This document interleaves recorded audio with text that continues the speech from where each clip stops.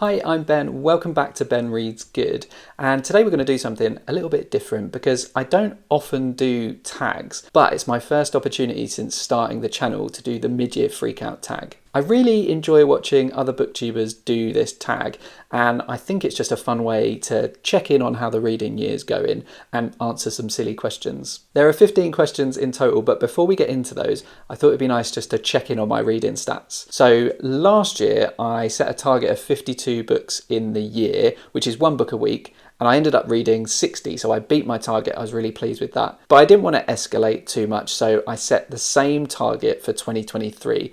52 books, one a week. And so far, I've really surprised myself by already reading 39 books, and I'm about 30 pages away from finishing my 40th of the year. Numbers aren't everything, but I'm really pleased with how it's going so far because there's been some great books in there. Of those 40, 31 have been written by women, and that's largely skewed by the fact that I was trying to read for the Women's Prize this year and read 13 out of the 16 long-listed books. And then something that actually quite surprised me was that only 5 of the books I've read this year are books that are in translation. Again, that's probably impacted a little bit by the Women's Prize reading because all of those books have to have been written in English to be eligible for the prize. But it certainly feels like I've read more books in translation, but maybe I'm being a little bit skewed by what I read at the end of 2022. That's something for me to think about and maybe course correct a little as we get into the second half of the year. Anyway, let's get stuck into the questions. And the first one is, what's the best book you've read so far this year? There are quite a few contenders for this one because I have read quite a few books that I've rated 5 stars, which is awesome. In the end, I've settled on one just because I wanted to spread the love over the course of this video. And so I'm picking a book here that I haven't used as an answer for any of the other questions. And that book is Rion Bell by Priya Hine. This is a short, sharp novella set in Mauritius in the coastal area of Rion Bell, and it follows a 15-year-old girl as she grapples with the reality of dropping out of school and becoming a cleaner for a wealthy French family, essentially dealing with the fallout of French colonialism in Mauritius. But it's so much more than that. It has poetry, it has Mauritian history, it has recipes, and I found it just this luminous evocation of Mauritius as a place, its history, its people, its cuisine, and I absolutely loved it. It's fantastic. Question 2 is, what's the best sequel you've read so far? And I've actually only read 2 sequels, and they're both from the same series. So that would be Heartstopper Volumes 2 and 3. I think both of these books are good in different ways, but if I had to choose between them, although Volume 3 has the Paris trip, which was really reminiscent of my own school trips, and a lot of fun, a switch up of setting, and it brought in some, I guess, more serious themes, which I won't spoil. I think I slightly preferred Volume 2. It's got the coming out scene of Nick to his mum, and that was just really affecting. And there's also that sort of uncertainty of the relationship as Nick and Charlie are getting together. So I really liked that, and so I think Volume 2 just noses ahead of Volume 3 for me. Question 3 is a new release that you haven't read yet but want to. And there are a few contenders for this, but I think the big one is In Ascension by Martin McInnes. To be honest, I'm slightly annoyed at myself for not having read this yet because it came out, I think, back in February, and I luckily stumbled upon a copy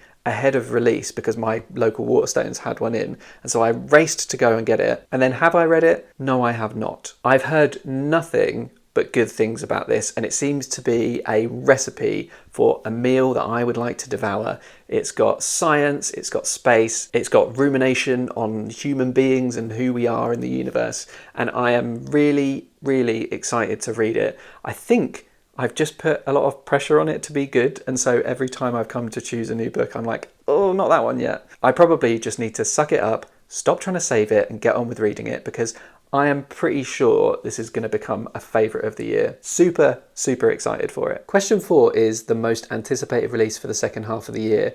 And there are plenty of books that I've already mentioned on this channel coming out later in the year that I'm excited about.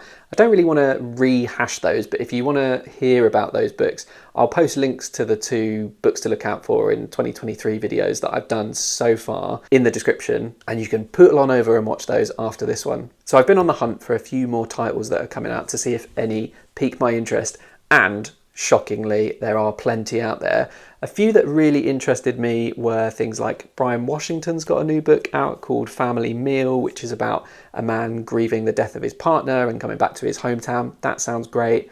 A.K. Blakemore has got a slightly odd book called The Glutton out, which is based on the life of, I think, this real life historical character called Terrare, who ate loads of weird stuff. Sounds intriguing. But the book I'm picking, and my answer to this question, is one that I've picked because I'm just really intrigued by the background to the book.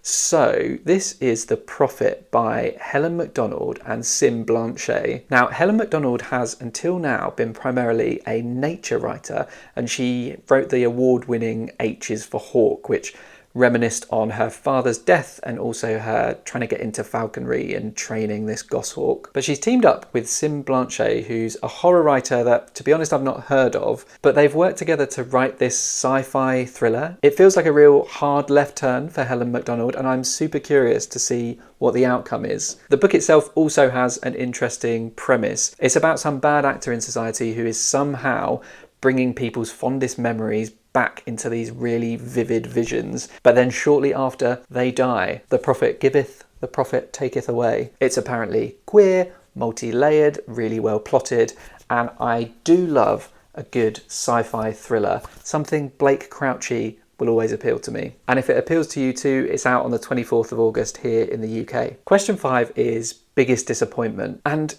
I say this with a heavy heart, but it is Cursed Bread by Sophie Mackintosh. Now, I went to see Sophie talk about this book, and she is just a lovely person. It was really fascinating to hear the background and the genesis of this book. But when I read it, I think I just had such different expectations of what this book would be that it just let me down a bit. I loved the idea of delving into the causes of this town's mass poisoning and hysteria. And while the book definitely used that as a structure around which to tell its story, I think the story it chose to tell just wasn't really that interesting to me. It was a story of erotic obsession and longing of one woman about another woman. I think if you go into this book wanting that story and understanding that's what it is, maybe you'd get a lot more out of it, but it's just not what I expected, and so I was left feeling a little bit flat. The writing is definitely beautiful though, and I will check out another of Sophie Mackintosh's books. I know her previous novels have been more dystopian, and maybe that will work for me a little bit better. The next question is what's been my biggest surprise of the year? And it just has to be The Bandit Queens by Parini Shroff. This was a novel from the cover and from the synopsis that I just, to be honest, completely written off. I did not prioritise it for my Women's Prize reading, and it was only when I realised the shortlist announcement was like a week later than I thought it was that I put a poll on my channel and I got people to vote for which of the remaining books I should read. And the resounding winner was The Bandit Queens, and I sort of huffed and puffed and resigned myself to reading a book that I didn't want to. But what a delight it turned out to be. It's a book about a woman called Geeta whose husband has left her, but her village seems to think that she killed him. But because of the circumstances of her life and her place in society, it's actually better for her to just go along with it. But what that leads to is other women coming to her asking for help. It's a novel that is really darkly comic, and I actually genuinely found it funny, which doesn't happen very often in books for me. And the plotting was surprisingly superb. I thought it was really tightly plotted and I just loved it. It also features a really cool dog called Bandit, and who doesn't love a dog in a novel? Question 7 is favourite new author, which can be a debut novelist or an author that's new to me. I'm going to pick a debut author that I read, and that is Sheena Patel, and she wrote I'm a Fan. I'm a Fan is another one of my 5-star reads this year, and to be honest, probably still my winner of the Women's Prize. I did also love Demon Copperhead, and I gave that 5 stars as well, but there was something about this book that just edged it out for me. It's about a woman and her relationship with a man she calls the man I want to be with, but also her spiralling obsession with another woman that this man is seeing called the woman I'm obsessed with. This is such a sharp, witty, brilliantly observed book, told in very short vignette chapters, and every single one of them just blows your socks off. I think it's so brilliant. It's such compulsive reading. It has a form that really reflects what it's satirizing, so it feels like you're doom scrolling through these short snapshots. Make no mistake though, none of these characters are likable, and this has been pretty divisive. People seem to absolutely love it or really hate it. If you are someone who needs to like the characters that you're reading about, this probably isn't for you. But if you're into awful people doing awful things, i.e. if you're a Succession fan, then I think you'll really get on with this. Sheena Patel seems to be an awesome new talent, and I cannot wait to see what she does next. Whatever she's selling, I'll be buying. Question 8 is newest fictional crush.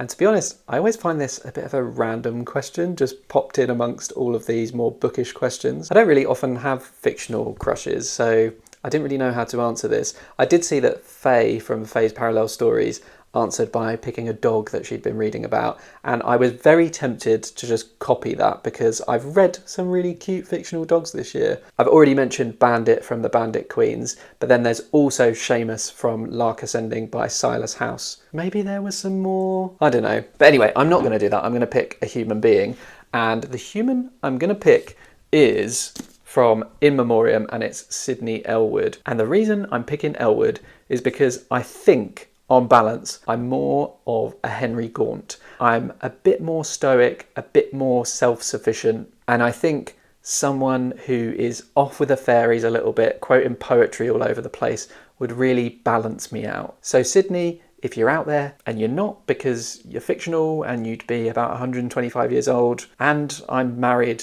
forget it. Anyway, that would be my fictional crush if you held a gun to my head. Question 9 is, who is your newest favourite character? And it's got to be the one and only Demon Copperhead. I think the narrative voice of Demon is just one of a kind. He is so compelling. I could read endless pages of Demon's reflections and inner thoughts. He is so funny, so amusing, so compelling. Absolutely loved him. But don't worry, Sydney, not like that. Don't know why I'm reassuring one fictional character about another one. Yeah. Question 10 is, which book made you cry? Or if you're not a crier, what's the saddest book you've read?